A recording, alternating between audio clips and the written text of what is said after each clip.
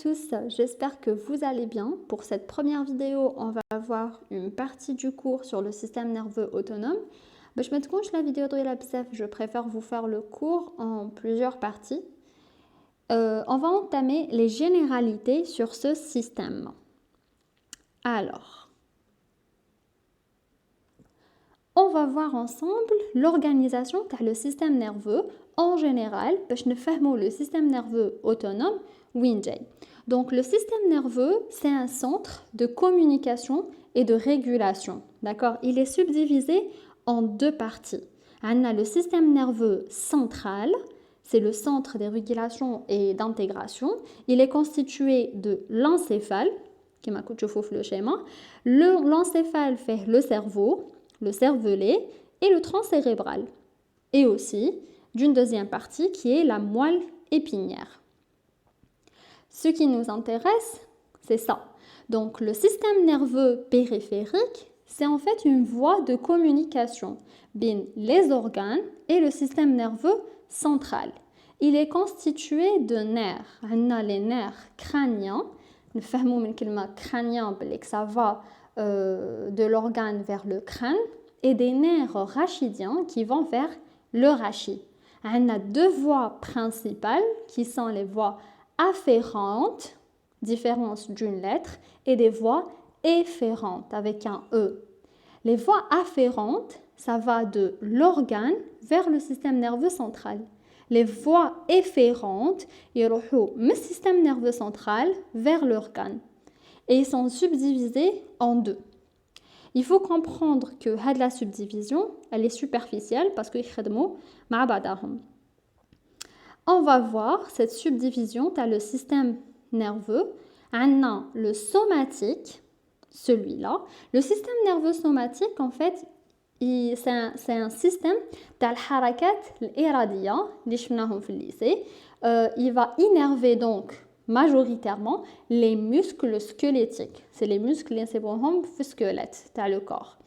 Donc, le système nerveux somatique, il est principalement responsable du contrôle volontaire. يعني الحركات الإرادية.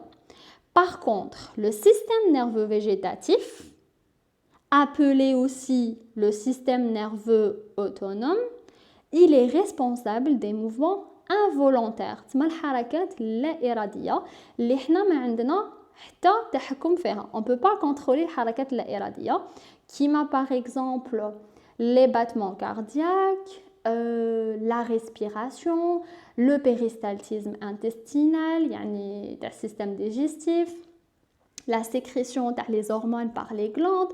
C'est pas nous qui contrôlons ça.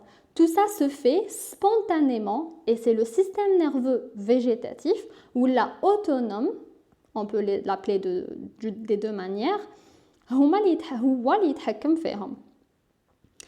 il est subdivisé en deux.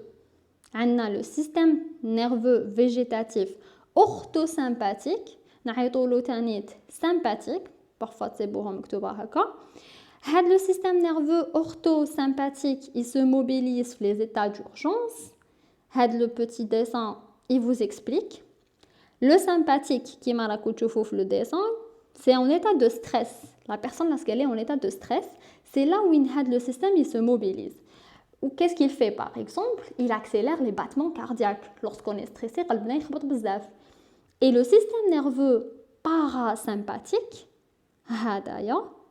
c'est un système qui est en fait le paradoxe de le sympathique. Parasympathique, c'est le contraire. On n'est pas en état de stress. Il se mobilise lorsque la personne, elle est allongée, elle est au calme. Il n'y a aucun stress. Elle n'est pas stressée, la personne. D'accord?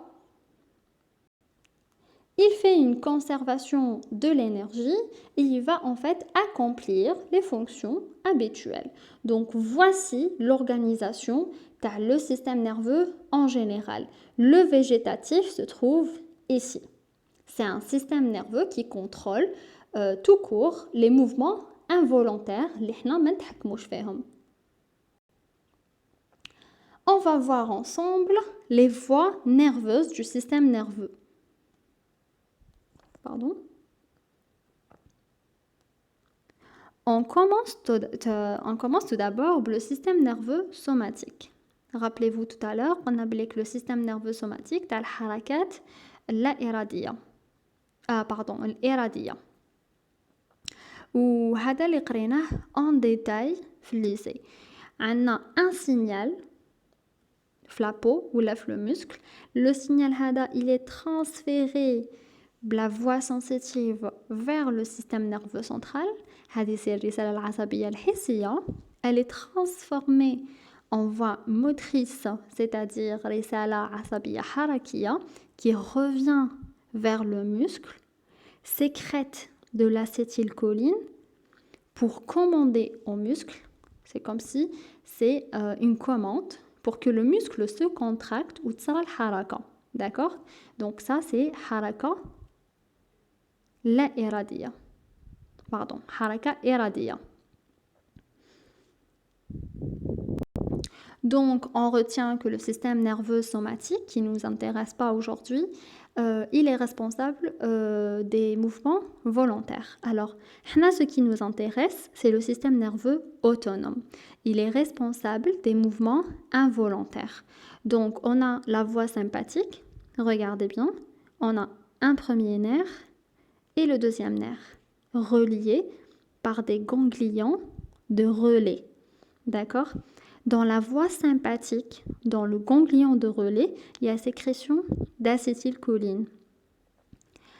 Et dans le muscle, quel type de muscle? C'est les muscles cardiaques, les muscles lisses, tu as l'intestin, tu as les viscères, les cellules sécrétrices, tu as les glandes pour sécréter des hormones. Donc, on comprend que c'est pour les mouvements involontaires. Il y a sécrétion de la noradrénaline ici. D'accord? Contrairement à la voie parasympathique, regardez bien, il y a une sécrétion d'acétylcholine dans le ganglion de relais et il y a sécrétion d'acétylcholine au niveau des muscles.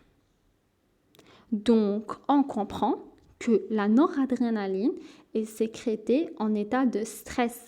Vu qu'on a dit tout à l'heure, le sympathique, c'est en état de stress, le parasympathique, en état de repos. La noradrénaline est sécrétée lorsqu'on est en état de stress. Alors, on va voir ensemble la sécrétion de l'acétylcholine, comment elle se fait. En 4 étapes majoritaires. Alors, la première étape, c'est la synthèse de l'acétylcholine. La synthèse de l'acétylcholine se fait au niveau de la mitochondrie, à partir d'acétyl-CoA plus de la choline, grâce à une enzyme qui est appelée acétyltransférase. Il y a formation de l'acétylcholine qui va être stockée, numéro 2, c'est le stockage, dans des vésicules. Elles sont sécrétées lorsqu'il y a un potentiel d'action qui vient par ici, qui va ouvrir les canaux calciques. Le calcium entré dans la vésicule présynaptique permettra de faire la migration des vésicules vers la membrane. Il y a une hijra dans les vésicules vers la membrane. Donc, lorsque la vésicule se trouve à cette extrémité-là, l'acétylcholine est sécrétée dans le synapse. Alors, l'acétylcholine va se fixer sur ces récepteurs, c'est des récepteurs muscariniques ou des récepteurs nicotiniques. Elle va permettre d'ouvrir ces canaux et l'entrée des ions. Cette acétylcholine, lorsqu'elle fait son action, en fait, elle va être divisée en deux. Donc, c'est grâce à une enzyme qui est appelée acétylcholine estérase qui va séparer l'acétate, qui est éliminé par le corps, et la choline qui va être en fait recyclée. Regardez bien la flèche, il va revenir vers la vésicule présynaptique. C'est en fait la dégradation de l'acétylcholine.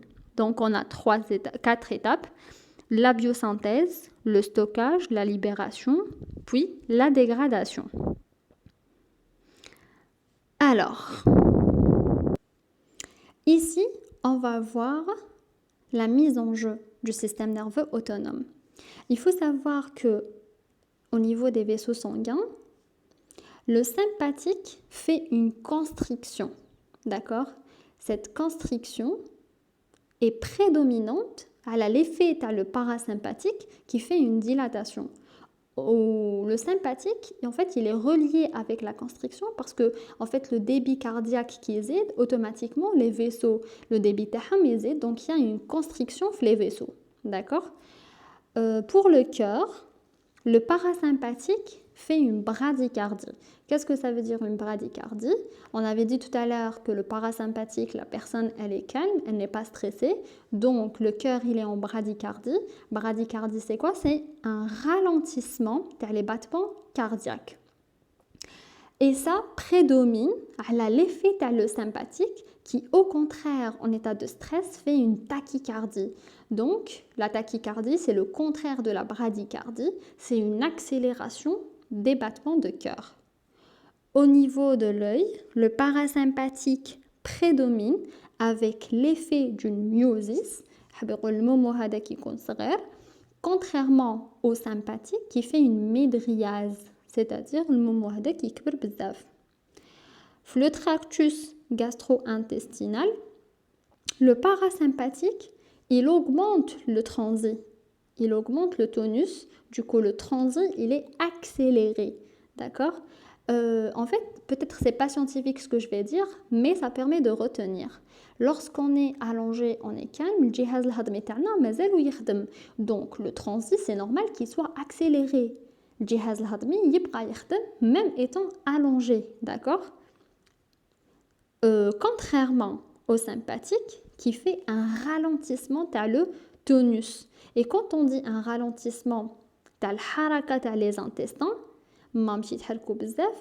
rapidement, donc les aliments ils sont là coincés, il sera une réabsorption bzaf, et donc ça sera la constipation. Donc ce qui prédomine en état normal, la prédominance, c'est le parasympathique qui accélère le transit, d'accord? Dans les glandes sécrétrices, c'est la même chose. La même chose, tu as le tractus gastro-intestinal. Le parasympathique, il augmente les sécrétions parce que même en étant dans un état, on n'est pas stressé et tout, le parasympathique, il va continuer les sécrétions, d'accord, tu as les glandes. Mais le métabolisme fonctionnel physiologique continue normalement. Contrairement au sympathique, il diminue les sécrétions par les glandes. Au niveau de la vessie, la même chose. Le parasympathique, il va contracter la vessie. Il y a une contraction vésicale qui prédomine. Lorsque la vessie se contracte, ça permet à la personne d'uriner et ça prédomine. Là, le sympathique qui fait une dilatation de la vessie. Voilà tout en ce qui concerne la mise en jeu du système nerveux autonome. Alors j'espère que cette vidéo vous aura plu. N'hésitez pas à la partager avec vos collègues, à me proposer d'autres cours sur ma page Instagram, que je vous laisse le lien en barre d'infos. Et bon courage!